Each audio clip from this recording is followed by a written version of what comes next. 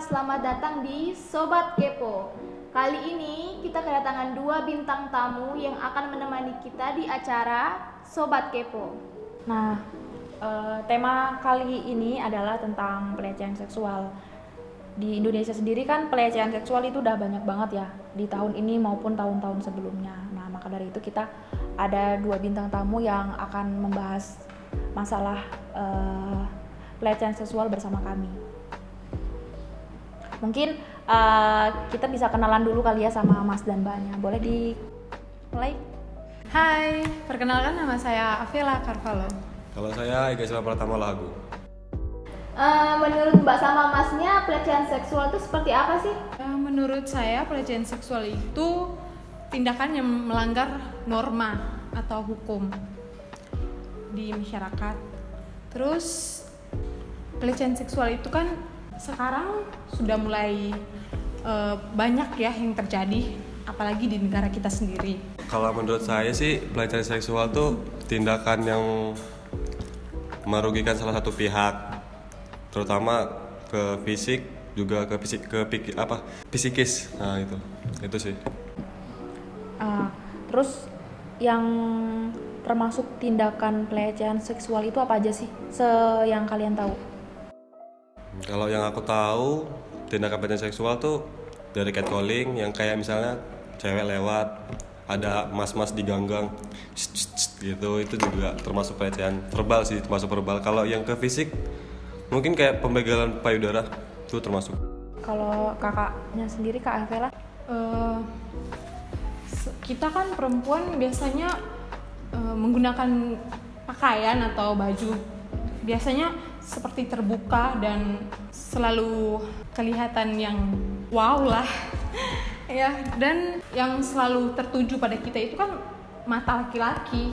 Nah, jadi pandangan laki-laki termasuk Pandangan laki-laki itu kayak suatu pelecehan terhadap kita dari cara pandangnya laki-laki. Iya. Ngelihat perempuan kadang tuh emang ya laki-laki juga suka ngelihat ke perempuan dalam bentuk tubuh, lekuk tubuhnya juga kadang kayak gitu, itu termasuk sih. Karena mereka juga ngebayangin yang enggak gitu. Nah, untuk Mbaknya sendiri ada pernah pengalaman gak sih kayak dilecehin gitu? Puji Tuhan nggak pernah ya aku alami itu, tapi mungkin mendengar berita-berita yang begitu udah pernah terjadi. Masnya? Nggak pernah sih. Melakukan atau dilecehkan juga nggak pernah. Alhamdulillahnya nggak pernah. Masnya pelaku? Bukan, saya nggak pernah. Saya nggak pernah jadi pelaku ataupun jadi korban, nggak pernah. Jauh-jauh. Baru-baru ini juga kan ada kasus di salah satu universitas di organisasi Ya, itu saya tentang tahu.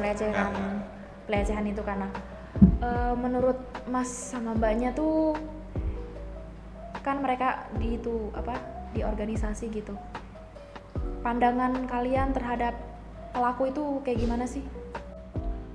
Menurut aku jawab dulu kali ya. Iya. Kalau menurutku ya, yang pada kasus itu, yang beliau sebagai korban kan dia itu termasuk orang penting di organisasi, ada jabatan lah bisa dibilang. Tentu kalau dia dipercaya sama rekan-rekan atau anggotanya di bawah untuk menjadi itu, pasti dia punya pikiran yang bagus dong. Tapi kenapa kok dia melakukan hal sebinatang itu? Itu sih, kok bisa gitu? Atau memang perempuannya yang ya perempuan kan sekarang pakai baju kan nggak?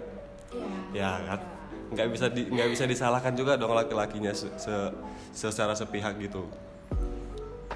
Iya, soalnya kan di berita juga saling menyalahkan, yang laki-laki bilangnya mau saling sama-sama suka, sedangkan perempuannya bilang kalau dia sebagai korban. Ya tapi sih menurut saya kalau laki-laki mandang perempuan karena bajunya langsung bisa horny gitu, kayaknya lemah kali sih dia. Oke, kalau seandainya Masnya sama Mbaknya ada di posisi sebagai korban, yang kalian akan lakukan ke pelaku itu kayak gimana? Kayak tindakan dari perbuatan mereka tuh hukuman apa yang pantas gitu? Mbaknya deh yang sebagai perempuan. Kalau hukum ya di negara kita tetap berlaku ya. Tapi menurut pribadi aku Ya, lebih baik kita setidaknya bukan mengambil tindakan sendiri, tapi meminta keadilan gitu untuk diri kita perempuan. Aku mau nambahin sih, karena juga kita sebagai perempuan juga sebenarnya banyak ya korban-korban kasus pelecehan seksual yang sebenarnya mau ngelapor, cuman terkadang juga mereka mau ngelapor juga takut karena yaitu takut dituduh balik atau malah difitnah pencemaran nama baik juga. Jadi hukumnya menurut aku juga kadang kurang ya. Iya, karena bisa juga nggak ada bukti ya Mbak Jen. Iya, karena kurang bukti juga. Nih aku dari pihak laki-laki nih. Iya. Kalau aku di sisi menjadi korban mungkin apa ya? Kalau benar tadi kata Mbak Vela, di negara kita udah ada hukumnya. Ya mungkin bisa ditindakin dengan hukum, tapi menurut aku kalau jadi korban tuh bagus disiksa dulu lah, nggak usah langsung di penjara. Disiksa dulu, kenain psikisnya dulu. Kasihan ceweknya yang jadi korban tuh. Pasti seumur hidup dia psikisnya keganggu sih itu. Menurut aku sih. Iya, aku juga mikirnya gitu, di luar hukum deh. Harusnya pantasnya dihukum seberat-beratnya lah ya. Karena kan sekarang ini hukuman untuk pelaku-pelaku tuh kayak cuman 4 tahun atau hukum denda, sedangkan untuk ngembaliin harga diri perempuan sebagai korban juga itu nggak adil, nggak bisa dibalasin juga. Oke, seperti itu ya tadi pertanyaan dan juga jawaban yang sudah kita berikan kepada 2 bintang tamu kita. Pembahasan kali ini memang tegang banget ya kalau untuk membahas tentang masalah hukum, apalagi tentang pelecehan seksual yang nggak jauh dari masalah hukum-hukum dan sosial di negara gitu. Mungkin itu aja, sampai jumpa di konten selanjutnya.